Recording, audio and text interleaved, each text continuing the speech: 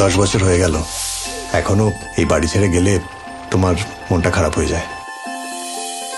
বাড়িটাকে ছেড়ে গেছি, স্মৃতিগুলোকে তো আর ছেড়ে যায়নি। তুই সত্যি করে বলতো, কোর্টে যেতে চাইছিস না কেন? কোর্টে গিয়ে আমাকে বলতে হবে ওই বাড়ির ওপর আমার কোনো অধিকার নেই,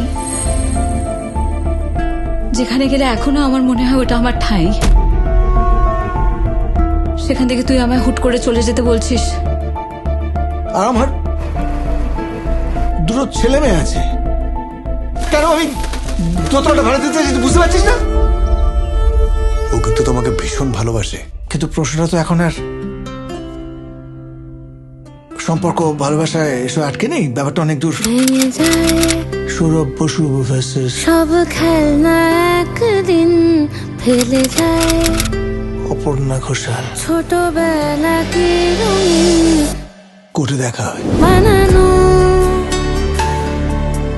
কাগজের যত নৌকোরা হয়ে যায় স্বাধীন। উনি কিন্তু ধুরন্ধর, আপনাকে আগেও বলেছি। কোর্টে কিন্তু আপনাকে বেআব্রু করে ছেড়ে দেবে।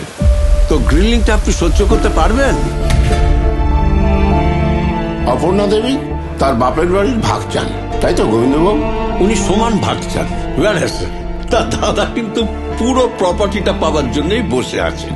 বাড়িটা এখন না তোর না আমাদের, নিজের শ্বশুর বাড়িটা তো অক্ষত রইল, আমাদের মাথার উপর থেকে ছাদটা কেড়ে নিলি।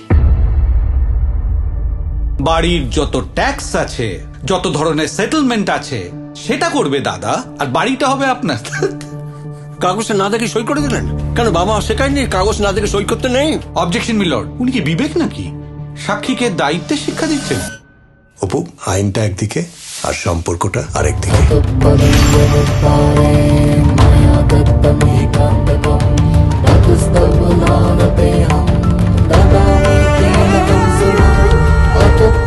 সত্যিটাকে আমরা মেনে নিতে পারি না বলে ট্রু ডাজন্ট বিকাম আনট্রু।